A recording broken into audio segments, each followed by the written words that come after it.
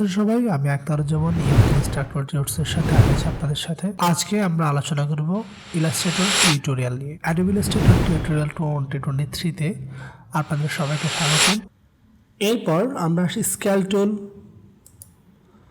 আর share টুল আর হচ্ছে reshape টুলের ব্যবহার নিয়ে।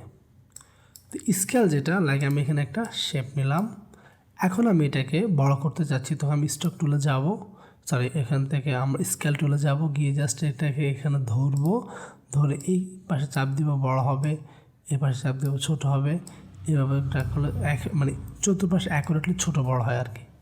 যদি আপনি এই জাস্ট ধরে করেন তাহলে চতুর্পাশে এক পাশে হবে, আর যদি আপনি জাস্ট এক সাইড ধরে করেন তাহলে ওই সাইডটাই শুধু ছোট বড় হবে একসাথে। এটি হচ্ছে আপনার স্কেল টুলের ব্যবহার, আর তেমন কিছুই না।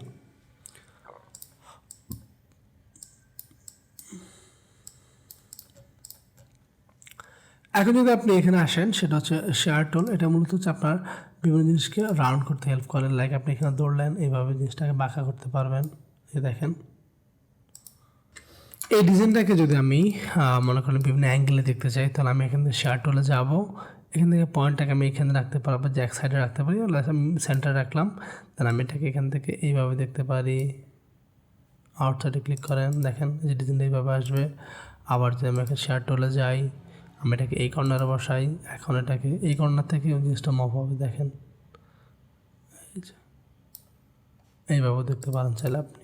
তো বিভিন্ন অ্যাঙ্গেলের ডিজাইনগুলোকে বসানোর জন্য আপনার এটার ব্যবহার করতে হবে বা আপনি ব্যবহার করতে পারেন। লাস্ট যেটা লাইক আমি এখান থেকে একটা সেগমেন্ট টুল নিলাম,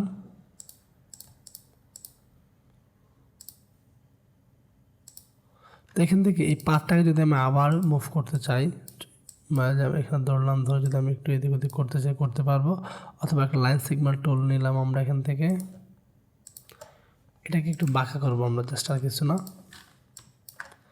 তো এখান থেকে যাই, এখানে ক্লিক করে আমরা এখান থেকে চাইলে বাঁকা করে দিতে পারি, এই শেপটাকে আমরা পুরো একটা শেপ চেঞ্জ করে দিতে পারি, এই আর কিছু না। এটা হচ্ছে আপনার রিশেপ টুলের ব্যবহার।